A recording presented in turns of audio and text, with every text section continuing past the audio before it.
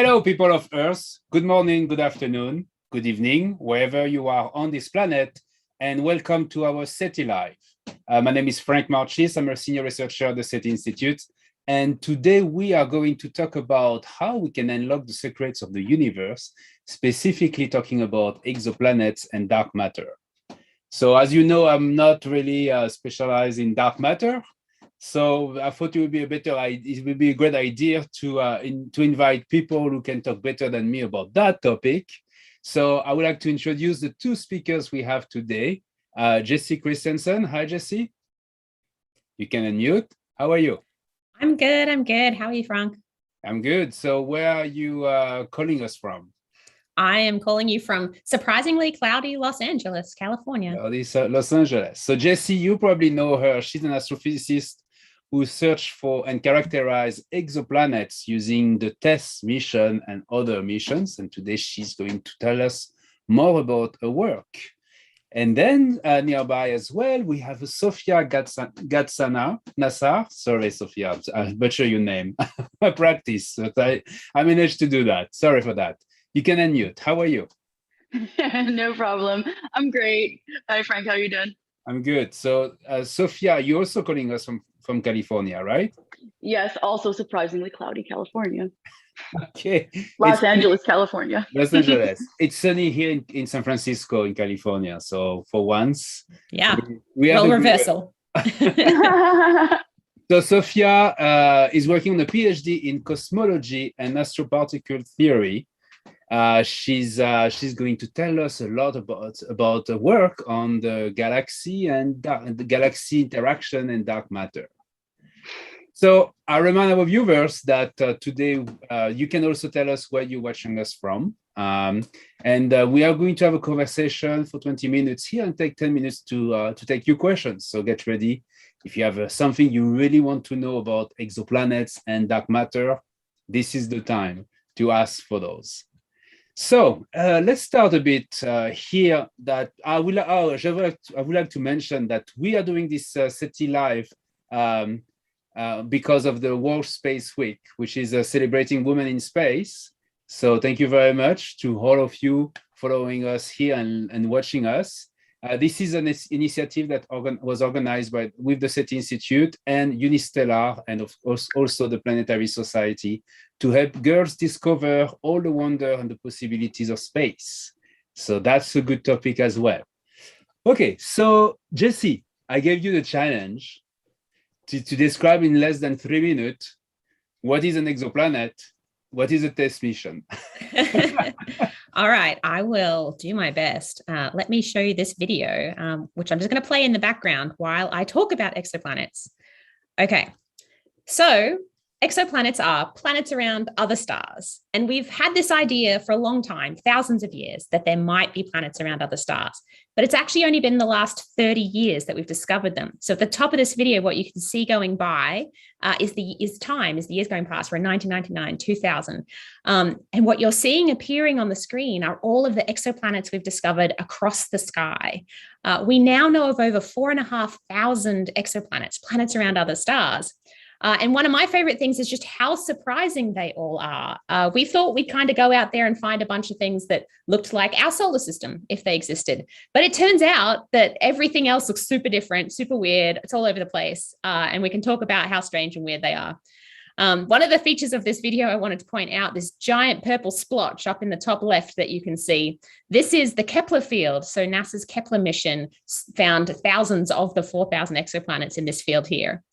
And so this comes up to 2 years ago, and that was when we hit our 4,000 exoplanets mark. And this was a commemorative video to celebrate that we hit 4,000 known exoplanets. TESS is NASA's current planet hunting mission that succeeded from Kepler when Kepler wasn't able to keep going. Where Kepler did that little patch that I showed you, TESS is doing the whole sky. So TESS is going to find thousands more exoplanets, which is going to be very exciting. So that's your little, very short introduction. Planets around other stars. We found thousands of them. It's very exciting. So I have a quiz for you. How many exoplanets do you know today? See, I was going to check this. Yesterday, it was 4,525, but we just released some this morning, and I couldn't remember whether it was 2 or 3. So it's either 4,527 or 4,528, but I forgot to check. Okay, thank you. Okay, Sophia, I gave you a warning already before this conversation that I don't know anything about dark matter and galaxy interaction and all of this. So I want to hear from you. What is your work about, and what you can tell us about recent activity in the field of understanding dark matter? Great. If we can get like the web image up. Yes. Let me grab it up. I'm going to be So sharing. Here we go. Thank you so much, Jess. There. So some of you might recognize this image. It's from a collaboration I did with an incredible artist by the name. That's cool. by an incredible artist by the name of Catherine Machen, and it's a web. And now let me tell you what you're actually looking at. So the universe is full of hundreds of billions of galaxies, and these galaxies they each have on average 100 billion stars, as well as gas. And these are all made of stuff that we can like see and touch, kind of like regular matter that we're used to. But what if I told you that this is a really small part of the story? This is not the entire story of the universe. 6 times more matter than we can actually see and touch is actually called dark matter. We can't see it and we can't feel it. It doesn't interact with light and it doesn't interact with us. But the way that we can track it is that it interacts with gravity in the same way that regular matter does. And so we can track it by how we look at, say, stars and how they behave in galaxies or misbehave. And so we can tell that there's too much stuff in there. And so we know that there has to be something extra that's giving it an extra gravitational push. Otherwise, these galaxies would fly apart. We also have this information encoded in something that is kind of like a whisper of the Big Bang, the cosmic microwave background. So we know this stuff is there, 6 times more of it than the stuff that we know and understand. And yet, Frank, we also don't understand what this stuff is yet. And that's why I study it. And it kind of sits in across the universe. Like what you're looking at right now is called the cosmic web.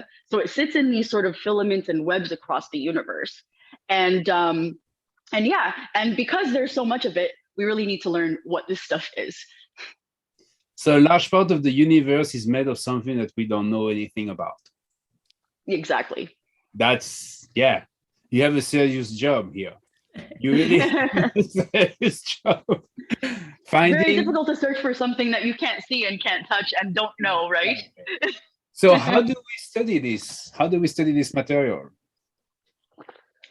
So the way that I do, like what I use is, I use astrophysical data as well as simulations. So, the universe is 13.8 billion years old. So, we're kind of at a disadvantage because our lifespans are 100 years. So we're always kind of looking at like, kind of a snapshot, a blink, not even a blink of the eye in the universe's lifespan. But one advantage that we do have is that because the speed of light is finite, the further back you look into the universe, you're always looking back further in time. So for example, the Andromeda Galaxy is 2 million light years away from us. That means that it took light 2 million years to travel to us. So we see the Andromeda Galaxy not as it actually looks today, but as it looked 2 million years ago. So that way we get to kind of look at the history of the universe. But then if I take a simulation, I can take a galaxy and kind of tune or let's say, tune the knob of time and say, turn it back to not the very beginning, but pretty early, and then turn it forward. So I can evolve the galaxy forward and backwards. So I could see what galaxies look like. And, if I put dark matter in there, what kind of dark matter it is, what happens to the galaxy, how it evolves and things like that. So that's kind of what I do. And I try to sort of figure out what best explains the observations that we see. Okay. My counterpoint to you saying that we only are a blink of an eye is that it's been approximately 1 billion years since March 2020. So surely that gives us a leg up on the dark matter somehow. I have nothing to say to that. You're actually, great point. Great point there. And yet still dark matter somehow passes me by. Still, it's a mystery. So before I ask a question for you, Jessie, I would like to say that we have people watching us from Mexico, from Denmark, from Lima, Peru, Italy, Austin, Texas, Argentina, Reading, UK, Phoenix, Arizona, San Diego, California, Islamabad, Pakistan, Los Angeles, Tennessee, Colorado, British Columbia in Canada, UK, North Carolina, and Ireland. So welcome. Today we are, this is a SETI Live, and today we are talking about how we astronomers unlock the secret of the universe, specifically talking about exoplanets and dark matter. So Jesse, exoplanets. Let's go back to this, like very close to us, right? We are talking about things which are closer than 2 million light years. Yes, yeah, definitely. That's very close in our galaxy. That's right. That's so right. So what did we learn from TESS? What surprised you the most from TESS, or maybe from Kepler, if you prefer? Yeah, so TESS discoveries are still rolling in. And honestly, the most we'll get out of TESS is when the James Webb Space Telescope launches. Because what TESS is doing is finding us the nearest planets that are best for looking at in more detail with a bigger spacecraft like Webb. So when Webb launches, it'll be able to look at the atmospheres of the planets that TESS finds in exquisite detail, much more detail than we've ever seen before. And of course, that's going to be really interesting because, as I said, the solar systems that we're finding look really different from our solar system. And we're still trying to work out, like, if you take Neptune and put it right next to the sun, what does it do to Neptune? What happens in the atmosphere of Neptune? What molecules exist in what state, and all this really interesting stuff. And then obviously down the line, we care about astrobiology. You know, if you have an Earth-like planet around another star and you look at the atmosphere, what can you see? Can you see something that might be evidence of life? So TESS's real big, amazing discoveries for humanity are still coming. They're rolling in, and when Webb launches, hopefully this year, that'll be so. It's literally on a ship right now in the Caribbean, on its way to French Guiana, to hopefully launch in December. When it launches, the TESS discoveries will just yield such an amazing insight that we haven't had before. The big discovery from Kepler, which was a statistical mission. So remember, I said Kepler just looked at that little patch of sky quite deeply. The big discovery from Kepler that you couldn't have said a decade ago, almost every star in the galaxy has planets around it. We had no idea about that when we first launched Kepler. We just genuinely didn't know how common planets were, and especially planets like the Earth. And now we can say something like half of stars like the sun have something like a planet like Earth around them. Which is wild because there's billions of stars like the sun in the galaxy, which means there's billions of planets like Earth in the galaxy. That's so cool. So you have a lot of work because we know now that there is billions of planets. Yes, we have a lot more work. And so the thing we want to do next is build a really, really big telescope and try to take pictures of these Earth-like planets, try to actually see if we can see one. What kind of telescope is that going to be, actually? I wanted to... Oh, yeah. So there's two concepts called Leuvoir and Habex that were studied for the Astro 2020 Decadal Survey. So every 10 years, the US astronomy community gets together and tries to decide by committee what the most important things are in astronomy for the next decade. And there were these two concepts put forward that would be able to image a planet like Earth. So what they are, they're just like huge telescopes. So like, 4 meters, 8 meters, maybe even 16-meter telescope in space that has a special instrument on it called a coronagraph. And the coronagraph is designed to block out, so pretend this is the star, to block out the light from the star so that you can see the planet right next to the star. So it's a very, very exquisite piece of instrumentation, which is still being developed. I'm talking very confidently about it. It doesn't exist yet. It will in 20 or 30 years' time, and we will launch it and see these things. But that's the roadmap. The roadmap forward is to make this instrument happen that we believe technically can happen, and then launch it on some huge telescope. So interestingly, we have been using this technology on the ground for like the past 20 years. So yeah. So on the ground, it's been tested and tried, and we have been able to take images of much bigger and much hotter planets. The smaller a planet gets and the cooler it gets, the less of its own light it puts out. So that makes this technique where you're trying to block the light from the star and look for the planet much more difficult, because you've just got to look at fainter and fainter all these little tiny dots and be like, are any of those real planets? Especially through the atmosphere. Yes, exactly. And the atmosphere is not our friend in this case. If astronomers could get rid of three things, it would be the sun, the moon, and the atmosphere. We'd all be dead, but gosh, the images would be amazing. Maybe nobody to watch them. So what about you, Sophia? So you're doing a PhD right now in this field of dark matter, which is very exotic, I will say. What instrument do you use, or what instrument you are looking forward to be able to use in the future? What will be the revolution? No. Yeah. So I do like more on the theory side. So it's not like as exciting. I would say, but I'm going to tell my theorist husband that you just said theory is not as exciting. It's amazing. You guys get to work out the future of the universe. I didn't say theory wasn't as exciting. It's just not as exciting to present because I can't be like, oh my goodness, we could use this telescope and all that stuff. But that being said, that doesn't mean that, we're not, like, for example, the JWST that you just mentioned is actually going to help us too, because it's going to give us a much deeper view of the universe. And so, which will give us a better look at like how galaxies looked earlier, which will give us a better insight into galaxy evolution. And galaxy evolution tells us a bit about how dark matter works. And so, so that's something that I'm also looking forward to. I won't be working on it, directly, but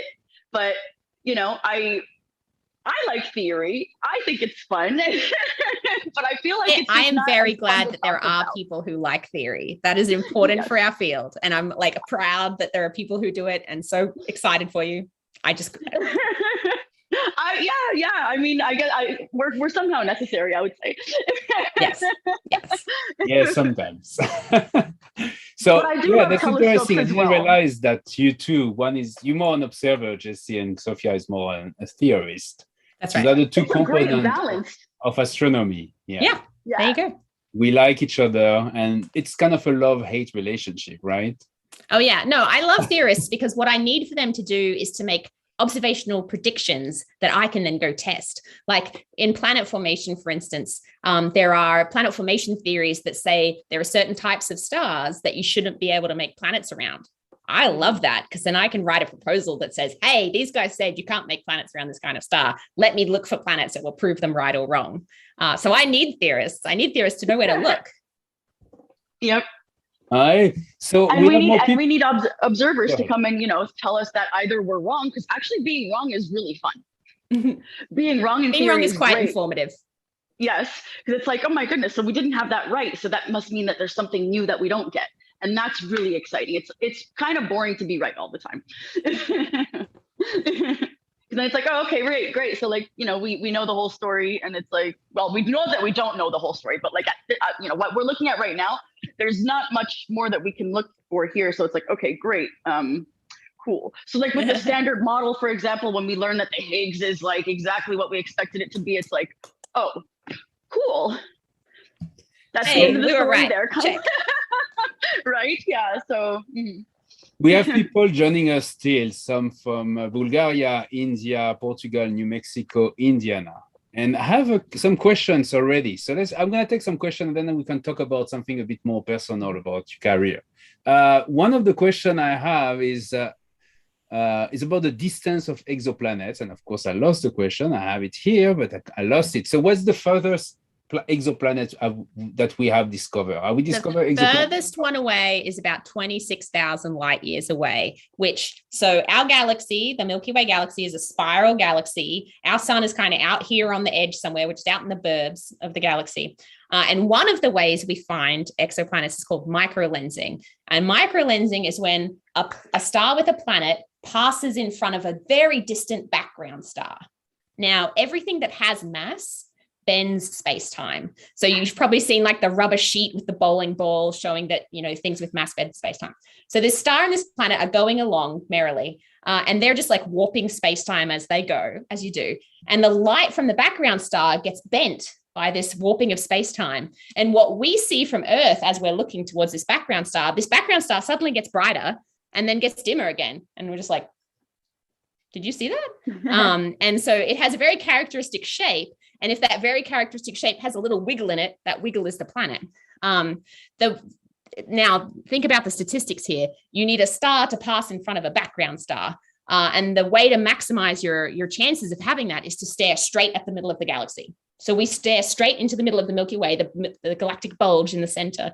And that maximizes our background screen of stars because there's literally hundreds of millions of stars. So we just stare straight at that and we wait for things to come in between. But that means that the things that we're looking at are towards the center of the galaxy, which is about 30,000 light years away. So the furthest planet that we have found is by microlensing towards the center of the galaxy, about 26,000 light years away.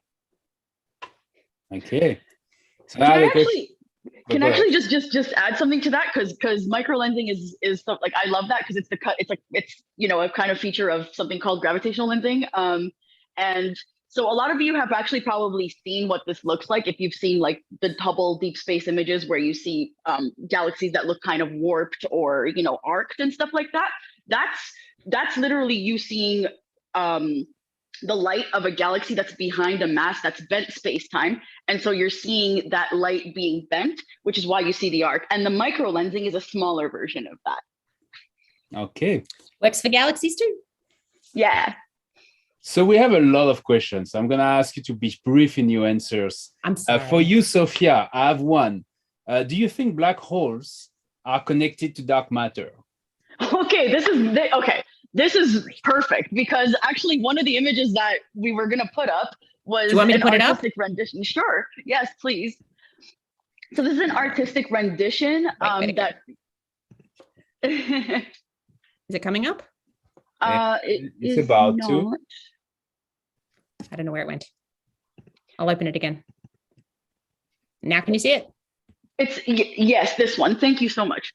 No so worries. again, we can't see dark matter. So this is all, either the stuff comes from simulation or it's like a representation. And this is an artistic representation that came from a collaboration with me and Catherine Machen.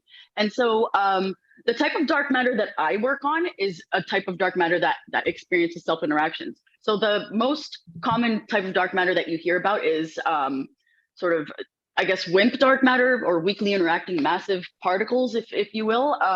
Now, this type of dark matter is dark matter that like essentially doesn't see other dark matter particles at all. So it's like if you were to take two bowling or two billiard balls and throw them at each other and they just pass through each other like ghosts. That's the kind of dark matter that's the most standard type of dark matter that people work on. But that kind of dark matter couldn't form black holes at all. Because in order to form a black hole, you have to be able to lose energy and fall into gravity and form something compact.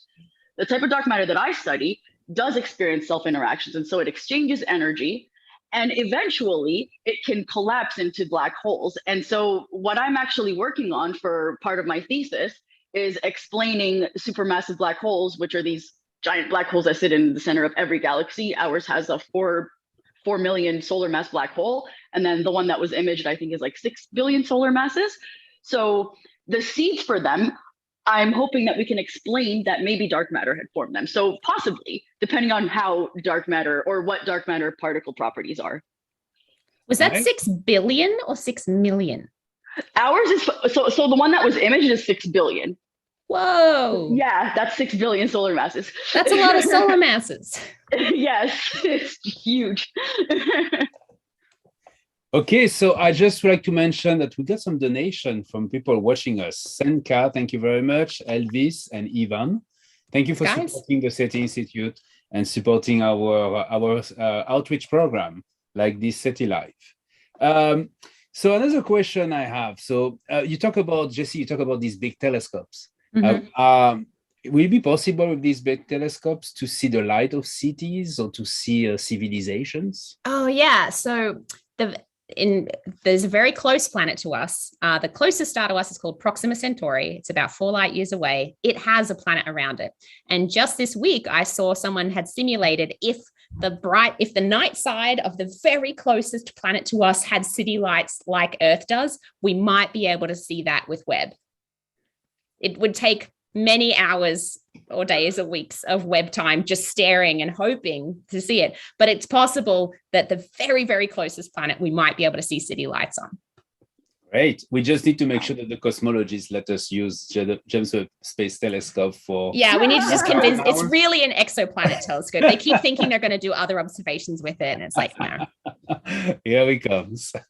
Okay. Another question, the last one from the audience, the viewers here. Sophia, there is someone who's kind of very wants to know what this dark matter.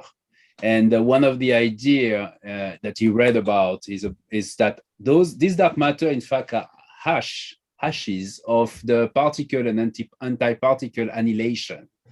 Is that a correct assumption? Is that an hypothesis? Is that something you're considering? That it comes from anti-particle annihilations. Yes. So when a particle and an antiparticle annihilate, it releases photons. So I'm not exactly sure which.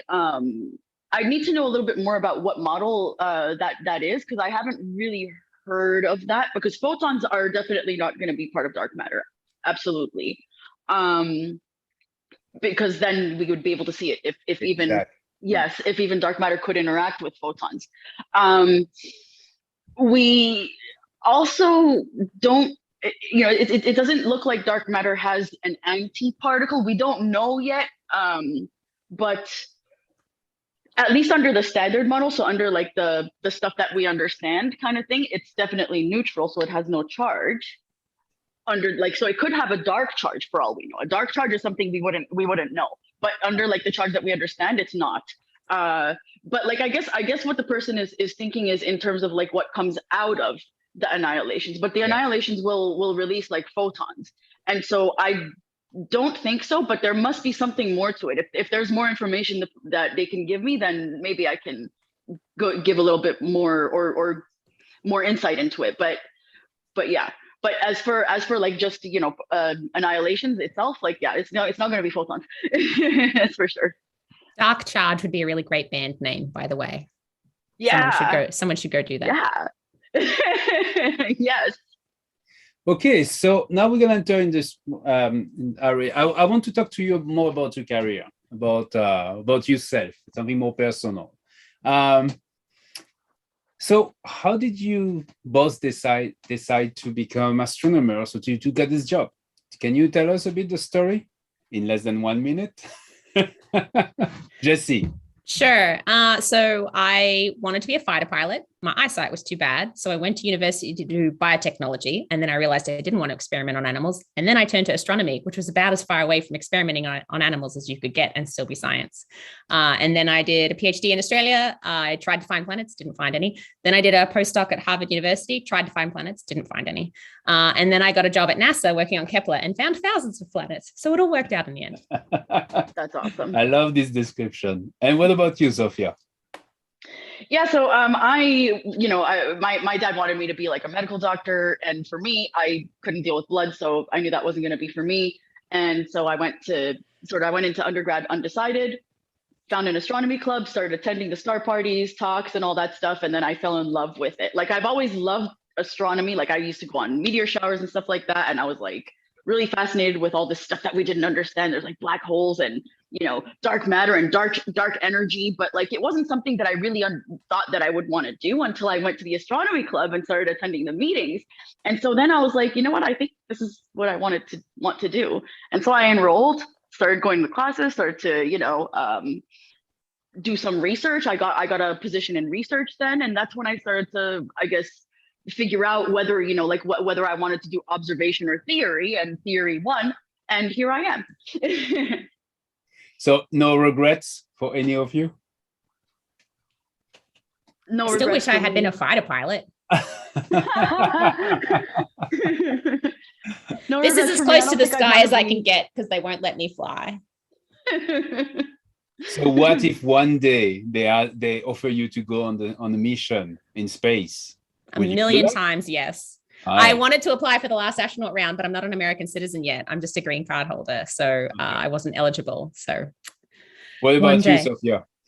You know what? The funny thing is, I just became an American citizen after those applications passed as well. I don't think I would have applied this round anyway, but I definitely would want to go to space. I wouldn't do a one-way ticket, but I would definitely go if it was not a one-way ticket. If it was like now that I have kids, I probably can't do the one-way, but I definitely would want to go to space. Sounds amazing. I will go to space too, so maybe we could just mention to Elon Musk he could get a mission just for the three of us. Absolutely. Let's do it. Elon, are you watching? Send us to space. We'll be amazing. Yes.